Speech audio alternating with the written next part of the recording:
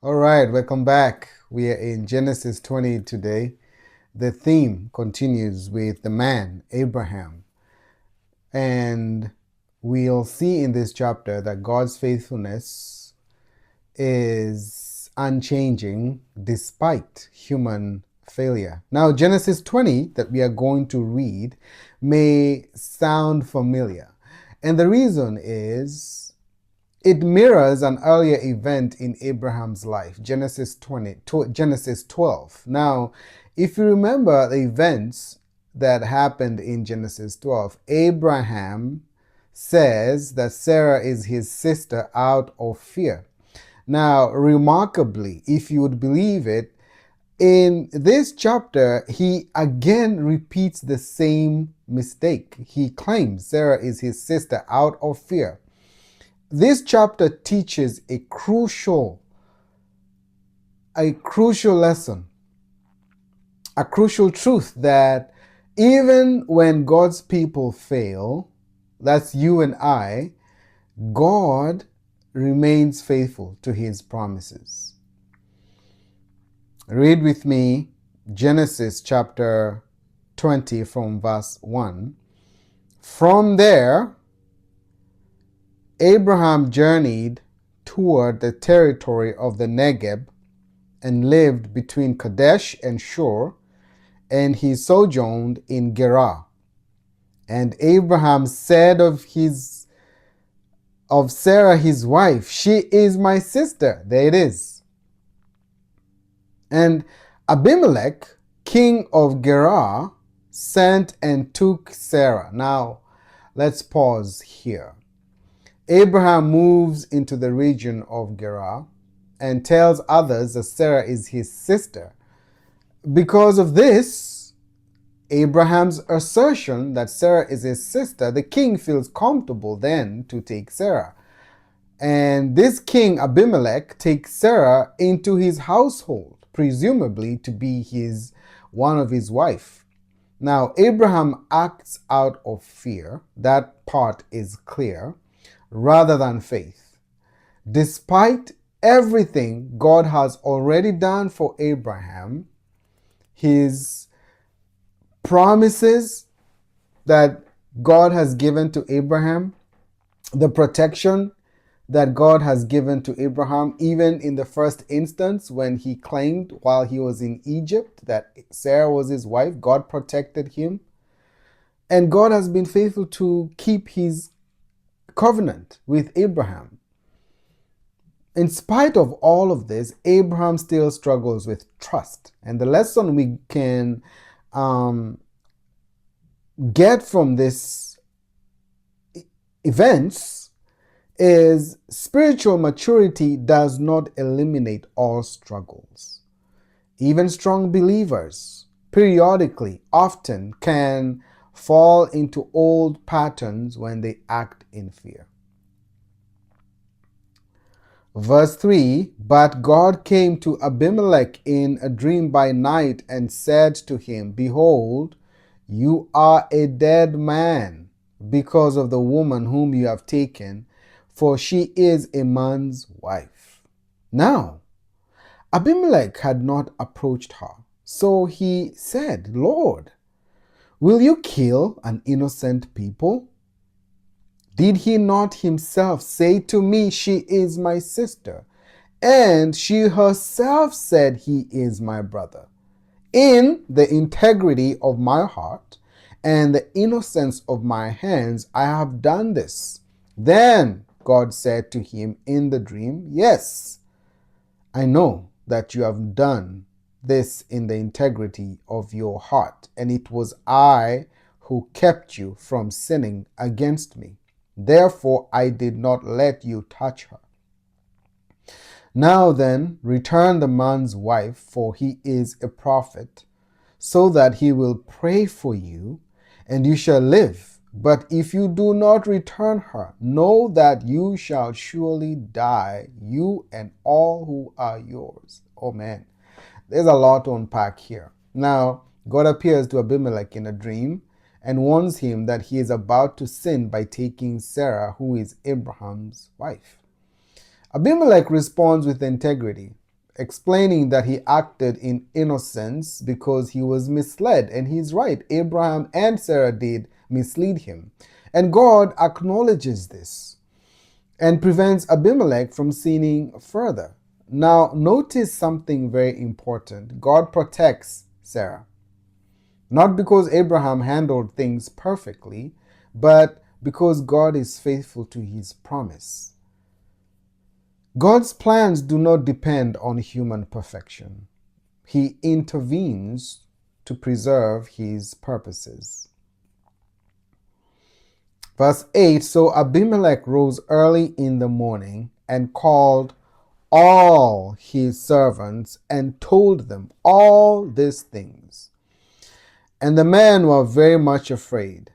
Then Abimelech called Abraham and said to him,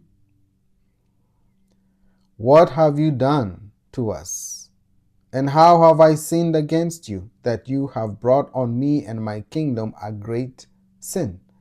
You have done to me things that ought not to be done. And Abimelech said to Abraham, what did you see that you did this thing? Abraham said, I did it because I thought, there is no fear of God at all in this place, and they will kill me because of my wife. Besides, she is indeed my sister, the daughter of my father, though not the daughter of my mother, and she became my wife. And when God caused me to wander from my father's house, I said to her, this is the kindness you must do to me. You must do me at every place to which we come. Say of me, he is my brother. Abimelech confronts Abraham, asking why he brought this trouble upon him. This is a striking moment. A pagan king speaks with more integrity than Abraham, the man of God. Abraham explains that he feared that there was no fear of God in this region, in this place, so he tried to protect himself through deception. Ironically, Abraham assumes, or rather his assumption was wrong. Abimelech demonstrates a genuine fear of doing what is right. And the lesson here is, fear can distort our judgment and lead us into sin, even when we think we are acting wisely. A pagan king rebukes Abraham. That is just amazing. Verse 14 says, then Abimelech took sheep and oxen and male servants and female servants and gave them to Abraham and returned Sarah, his wife, to him.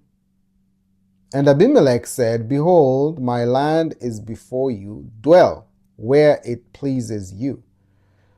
To Sarah he said, behold, I have given you, your brother, 1,000 pieces of silver. It is a sign of your innocence in the eyes of all who are with you. And behold, before everyone you are vindicated.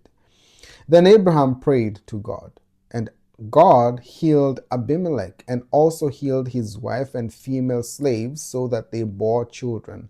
For the Lord had closed all the wombs of the house of Abimelech because of Sarah, Abraham's wife.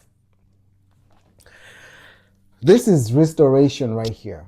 And intercession. Why? Because Abimelech restores Sarah and gives gifts to Abraham as a sign of reconciliation. Then God instructs Abimelech to have Abraham pray for him, because Abraham is a prophet. Abraham prays and God heals Abimelech's household. This is remarkable. The same man who caused the problem is now the one God uses to bring healing. God not only forgives his people, but still uses them. Failure does not cancel God's calling. Let me say that again. God not only forgives his people, but still uses them. Failure does not cancel God's calling, like demonstrated with Abraham. God is faithful even when we are not. Abraham fails again, right? First time, Genesis 12, now in Genesis 20, same thing, same sin. Fails again, yet God still protects the promise concerning Sarah and the coming child. Fear leads to compromise. Abraham's fear caused him to act deceptively rather than trust God. God's sovereignty overrules human mistakes. Even though Abraham's failures, God still ensures that his covenant plan remains intact. God uses imperfect people. Abraham is still called a prophet, and God still uses him despite his failure. For believers, you and I who are seeking to be faithful disciples and walking in obedience, we should not assume past faithfulness guarantees present obedience. We need to stay dependent on God daily. Our calling does not make us immune to failure. We need to walk in humility and integrity every day. God's faithfulness is greater than human failure. When we fail, we must return to Him quickly. Genesis 20 reminds us that God protects His promises regardless of human failure. Human fear can lead to failure. God remains faithful even when we are weak. Abraham's failure does not stop God's plan. God's plan continues. Instead, it highlights the truth that our hope rests not in human consistency, but in God's unchanging faithfulness. Next week, we begin to learn about the birth of Isaac and all the things that will ensue after. God bless you. Shalom.